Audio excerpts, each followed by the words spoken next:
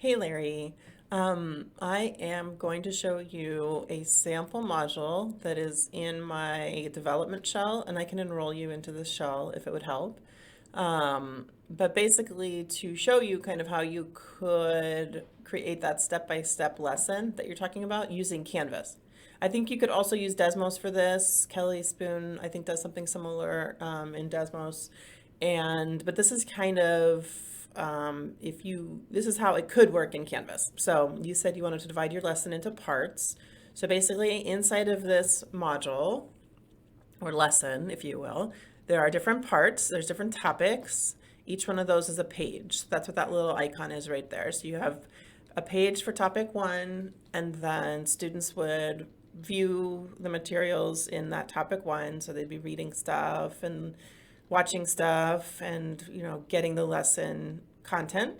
And then they'd have to take a topic one quiz on that content. So they have to score at least 1 point.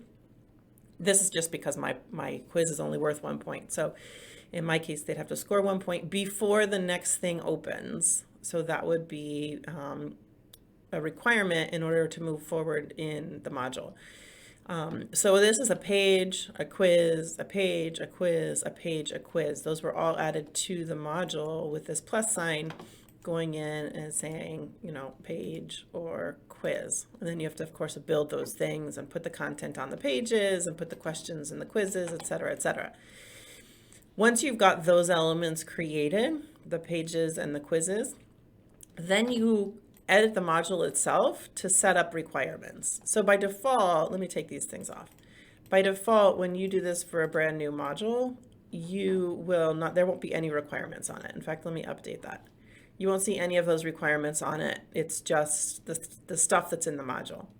But when you go in and you write edit and you say add requirement, it's going to ask you, students must move through all of these requirements. So yes, and you want them to move through the requirements in a sequential order. And according to what you described in your email, you would also want that to be checked because you want them to not be able to get to lesson 2 or topic 2 until they've correctly answered or achieved a minimum score on the topic 1 quiz. So you'd want them to view topic 1, and then you can add a requirement. Topic 1 quiz, score at least, and here's where you could decide what your minimum score would be. In my case, there's only 1 point in that quiz. So I'm going to do the same thing for topic 2. I want them to view it. Topic 2 quiz, I want them to score at least, score at least 1. And then final topic here is topic 3. They're going to view. And then the topic 3 quiz, which I don't think I set this one up. Score at least, yeah, this one is 0 points. So then when we say update the module, that's when you see all of these little gray kind of like what the requirement is. So they have to view that one. They have to score at least 1 on the quiz. They have to view. So all of those requirements that we just set, that's what those little gray messages are. So when we go to student view and we look at this, we'll see that we won't have access to all of it. Actually, here, let me reset student because I've used this student view before. So let me reset my student. Let me go back into that module we've been looking at. And you can see that the student only has access to that first link of the module. So they can't skip into any of the subsequent stuff. Okay, so the student goes into here, they have to view it, read it, watch it, listen, whatever the lesson is going to be. They click on next. Here's where they take the quiz. So now these are going to be questions about what they just learned. And here is, actually, let's get this wrong. Let's submit this and see what happens. Now you're going to want to set these quizzes up to be multiple attempts so that they have another chance to move forward, right?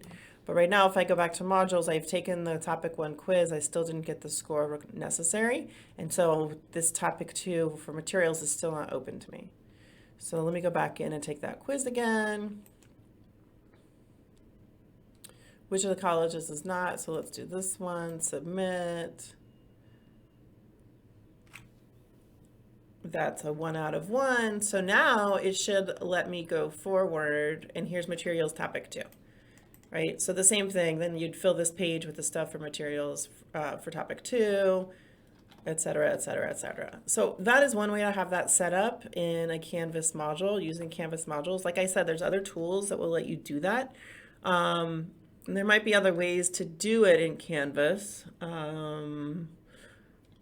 but this is the only way. Yeah, I don't know. There, you could put, the other thing to do is you could put the materials inside of the quiz. So like you could build a bunch of, here, let me leave student view. You could skip the pages altogether and just have each thing be a quiz. So in, like, this is the topic 1 quiz that just has that one question, right? You can actually create a question in a quiz that it's not a question. Text, no question. So you could build all your content here and then have the subsequent questions that correspond to that content inside of the quiz. So then you would just have the quizzes and you wouldn't have, I think it depends on how much content you're going to provide to your students prior to the questions that you want them to answer. If it's going to be a lot, then I would say pull it out into its own page. If it's just going to be a little, like a few links to things, then you could build those into the quiz itself as those no question questions. Okay, hopefully that helps. Let me know if you need more. And let me know if you want me to enroll you into this development shell, because I know it might help for you to see this, how I set this up kind of on the back end, and I'd be happy to share that with you too. Okay, that's all for now. Bye, Larry.